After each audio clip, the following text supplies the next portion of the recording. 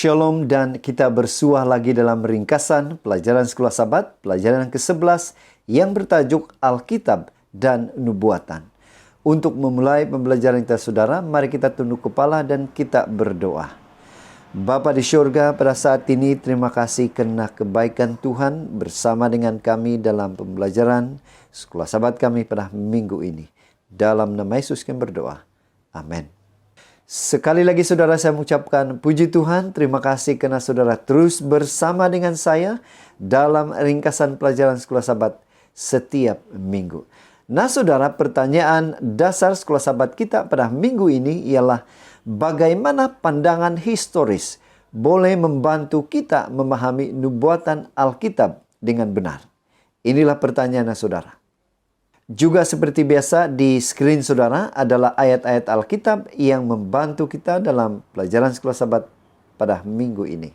Ayat hafalan kita terdapat di dalam Daniel 8 ayat 14 yang mengatakan, maka ia menjawab sampai lewat 2300 petang dan pagi, lalu tempat kudus itu akan dipulihkan dalam keadaan yang wajar.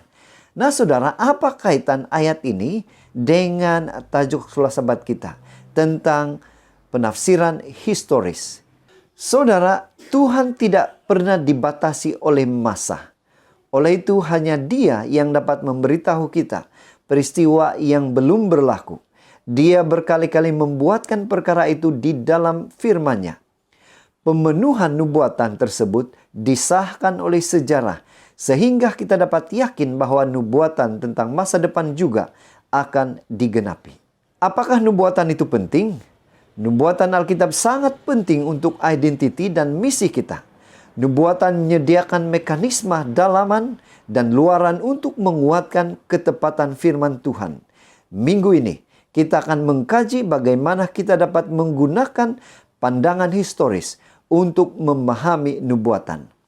Kita harus melihat dalam sejarah kegenapan nubuatan untuk mengkaji bagaimana Tuhan memimpin kerja penting reformasi dan untuk memahami perjalanan peristiwa dalam persiapan bangsa-bangsa untuk menghadapi konflik terakhir, kontroversi besar itu. Ellen G. White, Testimonies for the Church, volume 8, muka surat 307. Itu sebabnya saudara, pada minggu ini untuk memahami historis ini, kita akan membagikan kepada 5 topik pembahasan kita, yaitu tafsir atau pelajari nubuatan dengan cara pandangan historis. Kedua, pandangan historis dalam prinsip tahun hari. Ketiga, pandangan historis dalam mengenal pasti simbol. Keempat, pandangan historis kepada kemuncak yaitu penghakiman penyelidikan. Dan yang terakhir, tipologi sebagai nubuatan. Kita ke tajuk yang pertama yaitu tafsir atau pelajari nubuatan dengan cara pandang historis. Bagaimana menafsir nubuatan dengan cara historis atau historicism? Yesaya 46 ayat 10 mengatakan, yang memberitahukan dari mulanya hal yang kemudian dan dari zaman purbakala apa yang belum terlaksana, yang berkata, keputusanku akan sampai dan segala kehendakku akan kulakukan. Apa kaitan ayat ini saudara dengan penafsiran historis? Orang ramai telah menggunakan pelbagai kaidah penafsiran dalam mempelajari buku-buku nubuatan Daniel dan Wahyu. Seperti yang kita sudah belajar beberapa sabat yang lalu, penafsiran itu boleh sahaja preterisme, yaitu semua peristiwa sudah berlaku, atau futurisme, semua peristiwa masih berlaku sebelum kedatangan kedua, atau historis atau historisme, nubuatan digenapi dalam sejarah pada masa sekarang dan masa depan. Namun saudara, apa yang digunakan oleh anggota gereja Seventh-day Adventist yang kita gunakan adalah kaidah historisme untuk mempelajari nubuatan. Ia adalah idea bahwa banyak daripada nubuatan-nubuatan utama dalam Alkitab mengikuti aliran garis sejarah yang tidak terputus dari masa lalu hingga kini dan di masa depan. Jika kita mengikuti interpretasi historisme, kita dapat melihat bagaimana Allah menubuatkan peristiwa dalam kerajaan Babel hingga hari ini melalui hamba Daniel. Wahyu memberikan lebih banyak perincian tentang peristiwa dari Yohanes sampai akhir zaman. Itu sebabnya saudara, kalau kita lihat di screen, dan ini adalah gambar raja nubuatan yang kita sudah belajar beberapa sabat yang lalu. Dan ini menjelaskan kepada kita dari buku Daniel 2, Daniel 7, Daniel 8, 9 sampai Daniel 12 menceritakan bagaimana keadaan di dunia dalam sejarah dan apa yang dinubuatkan di dalam Alkitab, khususnya buku Daniel ini menceritakan akhirnya kerajaan sorga, kerajaan yang Tuhan telah tentukan kepada kita akan menggantikan kerajaan dunia ini. Jadi saudara, inilah yang diceritakan di dalam sejarah, di dalam penafsiran kita melalui historis. Jadi kita mengetahui dari nubuatan di dalam Alkitab, kita memahaminya karena pandangan historis yang menjelaskan kepada kita. Saudara, seterusnya, pandangan historis dalam prinsip tahun hari. Bagaimana kita boleh memahami prinsip satu hari sama juga dengan satu tahun? Yehezkiel 4 ayat 6 mengatakan, kalau engkau sudah mengakhiri waktu ini, berbaringlah engkau untuk kedua kalinya, tetapi pada sisi kananmu dan tanggunglah hukuman kaum Yehuda 40 hari lamanya. Aku menentukan bagimu satu hari untuk satu tahun. Nah, untuk memahami konsep ini saudara, prinsip ini, kita harus menggunakan prinsip historis. Prinsip tahun hari dapat ditentukan dalam Imamat 25 ayat 8, Bilangan 14:34, Yehezkiel 4:6, dan teks-teks yang lain. Idenya adalah bahwa hari-hari kenabian setara dengan tahun-tahun sebenar sekiranya syarat berikut dipenuhi. Yang pertama, masa kenabian mesti disebut di dalam petikan dengan unsur-unsur simbolik seperti binatang, tanduk, dan lain-lain. Peristiwa itu mesti sesuai dengan jangka masa yang lebih lama daripada hari sebenar. Misalnya 1260 hari penguasaan kuasa kepausan. Kemudian yang ketiga, mereka tidak disebut atau prinsip ini tidak disebut dengan cara biasa. Misalnya setengah masa, petang dan pagi, bulan 30 hari. Jadi saudara, ini menjelaskan kepada kita. Dan juga di screen kita lihat bagaimana masa kenabian menggunakan masa seperti 42 bulan, 1260 hari, dan juga satu masa, dua masa, dan setengah masa. Dan konsep ini, prinsip ini hanya kita boleh fahami bila mana kita mengerti dan menerima konsep prinsip, yaitu satu hari, satu tahun. Dan inilah yang coba diterangkan oleh penafsiran secara historis. Seterusnya saudara, kita ke topik yang ketiga, yaitu pandangan historis dalam mengenal pasti simbol. Apa pandangan historis dalam mengenal simbol? Daniel 7 ayat 21 mengatakan, dan aku melihat tanduk itu berperang melawan orang-orang kudus dan mengalahkan mereka. Nah saudara, kalau kita lihat di ayat ini, ada yang kita tidak paham karena menggunakan simbol-simbol. Nah, apa simbol itu saudara? Dan inilah yang coba diterangkan oleh penafsiran historis. Bagaimana ini berlaku saudara? Contohnya saudara, Daniel 7 dan 8 memperkenalkan kekuatan politik berturut-turut dengan simbol yang berbeza. Kalau kita lihat di dalam buku Daniel itu, Babel, seekor singa bersayap. Media Persia, seekor beruang dan seekor domba jantan. Yunani, seekor macan tutul dan seekor kambing. Roma, binatang buas dan tanduk yang mengerikan. Saudara, inilah simbol-simbol yang harus kita pahami dengan cara penafsiran historis. Salah satunya, Daniel 7 menceritakan tentang pembahagian binatang keempat dalam 10 kerajaan dan munculnya tanduk kecil. 3 kerajaan jatuh di hadapannya. Apa maksud tanduk kecil ini saudara? 3 kerajaan jatuh di hadapannya. Ia berbicara menentang yang maha tinggi. Ia menganiaya orang-orang kudus selama 1260 tahun. Ia coba mengubah masa dan undang-undang.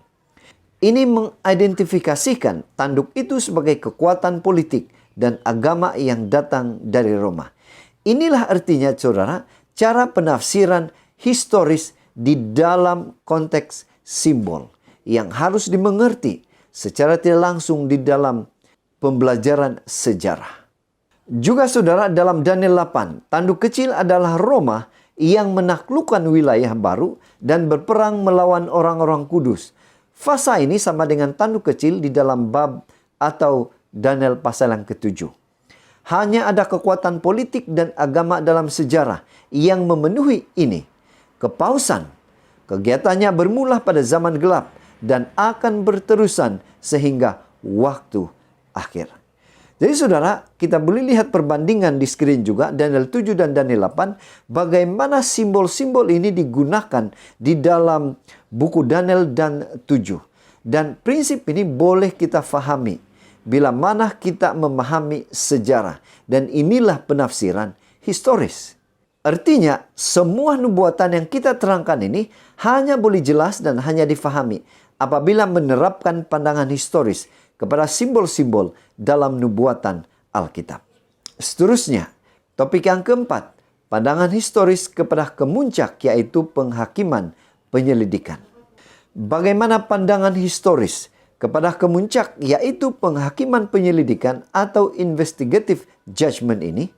Daniel 8 ayat 14, maka ia menjawab sampai lewat 2300 petang dan pagi. Lalu tempat kudus itu akan dipulihkan dalam keadaan yang wajar. Ayat ini saudara memberitahu kepada kita bahwa penghujung dunia ini akan berakhir setelah 2300 petang dan pagi. Apa maknanya saudara? Mari kita belajar dan pahaminya di dalam penafsiran historis. Apa peristiwa? Pandangan historis dalam Alkitab yang menunjukkan penghakiman ini pasti akan berlaku. Peristiwa sejarah dalam Daniel 7 sampai 12 mengarah ke puncak penghakiman dan kerajaan yang diberikan kepada orang kudus. Daniel 7:11 menjelaskan bahwa penghakiman dimulai ketika tanduk kecil itu masih aktif. Daniel 8:14 dan 9:24 menunjukkan permulaannya, yaitu pemurnian penyucian tempat suci, yaitu yang disebut 2300 tahun. Setelah 457 sebelum Masehi, yaitu 144 Masehi. Akhirnya, Daniel 12 ayat 1 hingga 3 menceritakan apa yang akan terjadi setelah penghakiman berakhir. Setelah beberapa waktu kesulitan, Yesus akan kembali untuk memberikan kita kehidupan kekal. Dan kita boleh lihat di screen saudara gambaran bagaimana suasana ini berlaku. Kemudian Daniel 9:24 mengatakan 70 kali 7 masa telah ditetapkan atas bangsamu dan atas kotamu yang kudus untuk melenyapkan kefasikan, untuk mengakhiri dosa, untuk menghapuskan kesalahan, untuk mendatangkan keadilan yang kekal, untuk menggenapkan penglihatan dan nabi, dan untuk mengurapi yang maha kudus. Kita lihat di screen saudara, khususnya 2300 tahun dan penghakiman. Daniel risau ayat 17 karena dia masih memikirkan penglihatan yang diberikan kepadanya 12 tahun sebelumnya. 70 minggu dipotong dari jangka masa 2300 hari lebih lama dan mempunyai permulaan yang sama. Nah, lihat saudara di screen, dan ini kita sudah pahami dan belajari lebih detail sebelum ini, di mana bermula 457 perintah Artasta untuk membangun semula, sehinggalah 1844 bait suci dimurnikan melalui pekerjaan Yesus yang masuk di tempat Maha Kudus. Saudara, inilah artinya bagaimana penafsiran secara historis boleh memberi pengertian kepada kita di dalam konteks investigative judgment atau penghakiman. Dan terakhir saudara, topik yang kelima, tipologi sebagai nubuatan. Apa itu tipologi? Bagaimana tipologi boleh memberitahu kita tentang nubuatan dalam Alkitab? 1 Korintus 10:6 mengatakan, semuanya ini telah terjadi sebagai contoh bagi kita, untuk memperingatkan kita supaya jangan kita menginginkan hal-hal yang jahat seperti yang telah mereka perbuat. Tipologi adalah satu kaedah penafsiran peristiwa sejarah. Tipologi tertumpu kepada orang, peristiwa atau institusi sebenar di Perjanjian Lama yang diasaskan dalam realiti sejarah, tetapi yang menunjuk kehadapan untuk realiti yang lebih besar pada masa akan datang. Contohnya, Yohanes Pembaptis memanggil Yesus anak-anak domba. Yohanes 1:36. Dia menerapkan jenis domba yang dikorbankan setiap hari di bait suci kepada Yesus yang menghapus dosa-dosa kita dengan kematiannya. Juga Yesus menggunakan ular tembaga sebagai simbol kematiannya dan kisah Yunus sebagai simbol dia tinggal di dalam kubur.